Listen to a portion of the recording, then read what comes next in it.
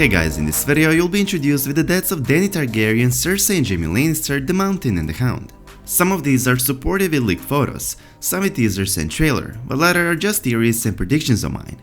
Let's start with the first Endgame theory in which the Mad Queen Cersei Lannister, the Kingslayer Jaime Lannister, the Hound Sandor Clegane and the Mountain Gregor Clegane will all die.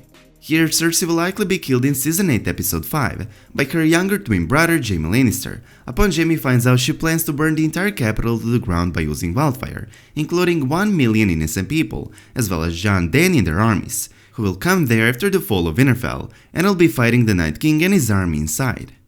Even though the living side will suffer a tremendous defeat in Winterfell, most of the main characters will make it out alive, including Jaime Lannister. The entire living side will have to seek refuge somewhere south, and as it's been confirmed by leaked photos, Jon and Dany will come to King's Landing to once again parley with Cersei.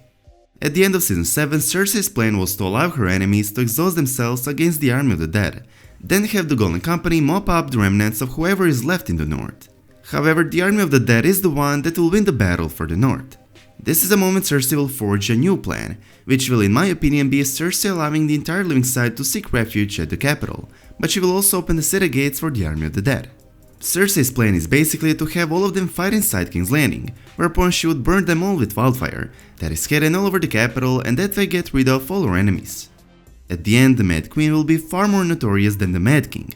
At first glance, it would seem like Jon is coming to plead for Cersei's help after the living side has suffered huge losses at Winterfell. After all, Jon would not return to enemy territory unless the circumstances were dire, and that's exactly what's happening here. Long story short, this huge meeting between Cersei and Jon will end with another fake promise on Cersei's behalf. She will ensure Jon that the living side can seek refuge in King's Landing, and it must not fall, while she's actually setting an already mentioned trap. When Jaime finds out that Cersei intends to use wildfire to get rid of all her enemies, including Jon's and Dany's armies that came to save the capital, Jaime will realize his sister is no different than the Mad King. When Jaime finds out that Cersei is about to order the entire city to be burned down to ashes with 1 million of people rather than support the living side and fight the Night King, because she knows that the living side is to win, she will not be able to keep the Iron Throne, Jaime will have to do something huge. He'll have to kill his sister.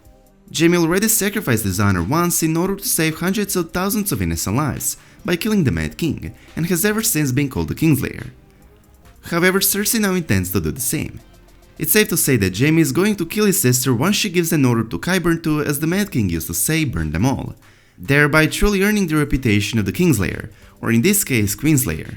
All his life it's been an insult, but now people will call him that in triumph. This time people will not mock his name. This time everyone will know that Jaime Lannister is the savior of Westeros, and the only reason they are alive, that's if they defeat the Night King, as Cersei is not the only threat to Westeros. Jaime will do noble sacrifice once again by killing the Mad Monarch, but this time he will not trade it with his honor, this time it requires his life. Jaime will sacrifice himself by killing Cersei as he knows the Mountain will kill him immediately. The killing spree in the Red Keep will not stop here. After Jaime kills Cersei and the Mountain kills Jaime, the Cleganebowl will probably take place. The Hound will kill the Mountain, but he himself will get mortally injured in the process, whereupon Arya will kill the Hound out of mercy. I know that it probably sounds very confusing, but I'll give my best to explain it to you. The long-anticipated duel between the Mountain and the Hound, often referred to by fans as Cleganebowl, has seemingly been set for the final season. Cleganebowl will take place a few moments after the death of Cersei and Jaime Lannister. As I already said, Jaime, upon realizing that Cersei intends to use wildfire to get rid of all her enemies, including Jon's and Dany's armies that came to save the capital, will have to put an end to Cersei's madness. When Jaime kills Cersei, the Mountain will strike him down, and that's the moment when Brienne, the Hound and Arya will arrive at the Red Keep. They'll arrive in the throne room just at the time to see the Mountain striking down Jaime. That's the moment the Cleganebowl will take place. The Hound will finally fight and eventually kill his sibling in a duel, while Jaime is exhaling his final breath in Brienne's arms, and while Arya battles with the rest of the Queensguard. This Jaime's ending has been foreshadowed back in the 4th episode of the 6th season. In that episode, Bronn asked Jaime how he would like to die, and Jaime responded with, "In the arms of the woman I love." That woman will be Brienne. Anyway, Sandor Clegane will finally have his justice in the final season. The Hound will kill the Mountain, but unfortunately he will likely be mortally wounded in the process, and he will ask Arya to finish him, and this time Arya will do it, because this time it will truly be out of mercy. That's the most plausible endgame theory in which these 4 characters will die. However, there's another possible endgame in which Jaime will not actually be the one doing it, but it will be someone with his face. In this theory, Jaime Lannister is long gone, probably killed by the White Walkers while protecting the Starks. This endgame theory also includes Cersei's death, Cleganebowl, but also the reappearance of Jaqen H'ghar. The Season 7 finale provided us many reunions, but none of them was as interesting as a reunion that occurred between Clegane brothers. A long-anticipated duel between the Mountain and the Hound, often referred to by fans as Cleganebowl, has seemingly been set for the final season. In this theory, Cleganebowl would also take place a few moments after the death of Cersei Lannister, but she would not be killed by Jaime but by Arya Stark. Upon realizing they invested in the wrong ruler, Cersei might cause the fall of Westeros since she is not supporting the living side. The Iron Bank would hire the Faceless Man to put an end to Cersei's madness. This is when Jaqen would sneak into Winterfell disguised as Northerner and would reunite with Arya. Jaqen would then say to Arya that the many-faced god requires another death. Arya, shocked and surprised, would most likely say that she is not no one, but rather Arya Stark of Winterfell, pointing out that she is not assassin and does not plan to obey any order nor to kill anyone for the many-faced god.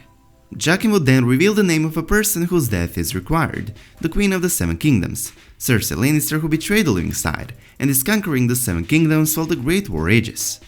Arya Stark already wanted to head to the capital and execute Cersei Lannister in the very beginning of Season 7, which means that she would most likely accept this offer in order to not only cross out possibly the biggest name on her list, but also to kill the only person who betrayed the living side.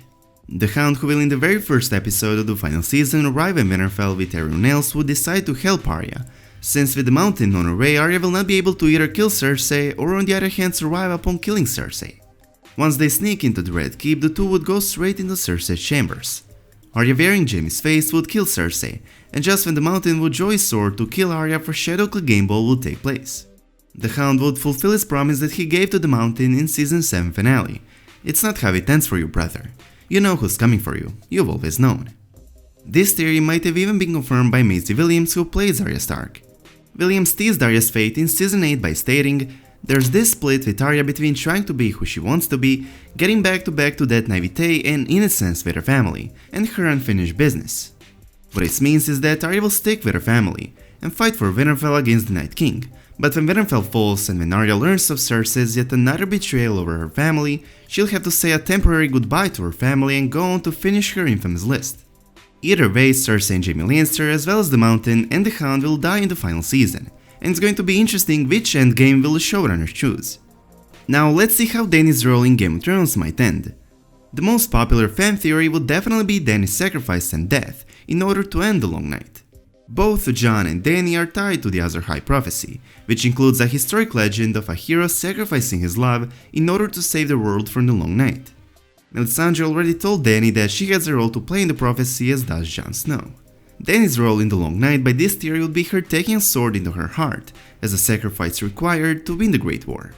However, while this theory would most certainly match with George R. R. Martin's announced bittersweet ending, I still believe that a theory of mine that I introduced you with over a year ago will come true. It's Dany becoming the Night's Queen. The Night's Queen is the unseen woman in Game of Thrones, a legendary figure known in the Seven Kingdoms and among the Free Folk. According to a legend, the Lord Commander of the Night's Watch found in the haunted forest a cold woman with bright blue eyes.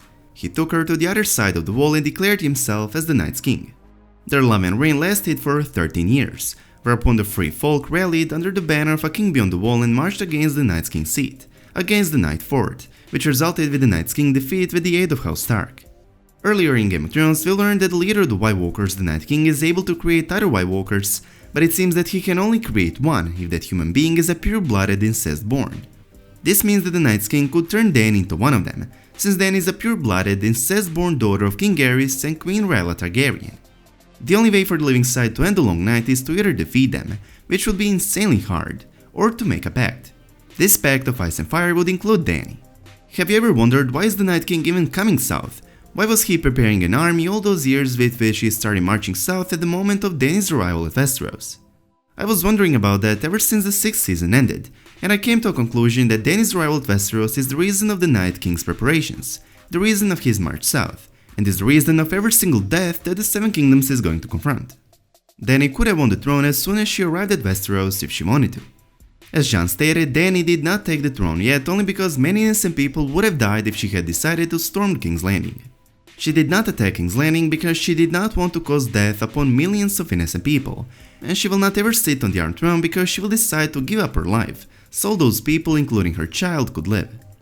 Dany's visions are foreshadowing that Dany could easily win the Iron Throne and sit on it, but it also foreshadows that she will realize that she will not be able to sit on the same, since she will have to give up on it for the greater good. She will accept the pact with the Night King in order to end the Long Night. Dany will become the Night's Queen, whereupon she and the Night King will go beyond the wall and rule over it, as a form of a peace agreement between the living and the dead. Beside Dany's visions, as I've already said earlier in this video, Dany's arrival at Westeros and the Night King's preparations and his march to the south fits perfectly in timeline. I don't think it's coincidence that all those years the Night King was preparing and gathering huge army, with which he started marching south at the same time of Dany's arrival at Westeros. Also the fact that the show included multiple scenes that are proving that the Night King can create other White Walkers, only that human beings, a pure-blooded, incest-born, has to be foreshadowing something huge. To that, add the fact that Dany is incest-born daughter of King Aerys and Queen Rhaella Targaryen, and this theory has a huge chance of coming true. Not only that this theory would be one of the greatest surprises that the showrunners could pull off, but it would also fit perfectly with the bittersweet ending that George R. R. Martin announced. Dany will in this theory die in the hands of the Night King, as Dany will shortly after open her eyes as the Night's Queen. Of course, there are many more characters who will die in the final season, but these 5 and their possible deaths are most likely to come true. Either Arya or Jaime will kill Cersei, as it's been hinted and foreshadowed many times throughout the series. Cleganebowl will definitely happen, and it will likely result with the Hound finally killing the Mountain, but the chances are that the Hound will be mortally wounded, and Arya would likely end his pain and give him a gift of death. Dany and Jon Snow are both tied to the Azor Ahai prophecy, in which many see Dany's role to be her sacrifice. That might be one way for Dragon Queen's story to end, but many also think she might die in a childbirth. Both are rather plausible endings for Dany, but I still believe in my old theory Dany will become the Night's Queen, ruling the lands beyond the wall with the Night King, a pact that will save all of Westeros. And as always, I hope you guys enjoyed this video. If you did, please make sure to subscribe to our channel, and I hope to see you in the next one. Peace.